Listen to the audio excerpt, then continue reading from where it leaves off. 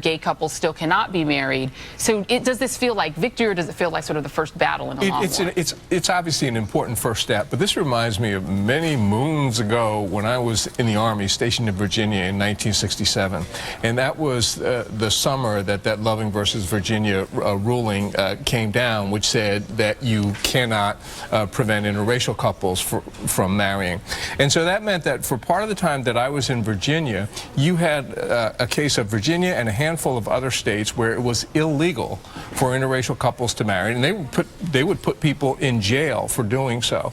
And it seems to me that we're in a similar situation now with gay couples. And so what the Supreme Court didn't say this specifically, but it is legal in this country to discriminate in many states against gay couples because they're not permitted to marry. So that's the ruling that eventually we have to get to. It remains to be seen how long it's going to take to get there. I think eventually we will. Well, you know, and I want to say that, you know, we're sort of sounding with unanimity here about the ruling, but not everyone agrees. I want to play for you guys. House Republicans are reacting to the rulings as well.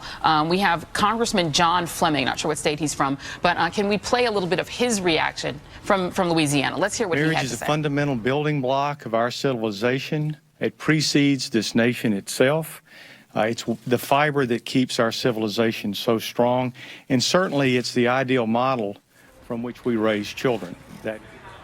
Okay, and that was sort of the other side, kind of, right, of the reaction. And it's interesting because Bob mentioned the notion of the civil rights movement in terms of interracial marriage. Yep. There was that dichotomy drawn in terms of Proposition 8 that really, in a sense, set the African-American community and the gay rights community on opposite sides of this issue. Bob, can you talk about that a little bit? Because this was a very different environment on Election Day 2008. That's a really tough issue. Well, it dramatized on Election Day 2008 because you had Barack Obama and this historic victory at the same time that you had Proposition 8.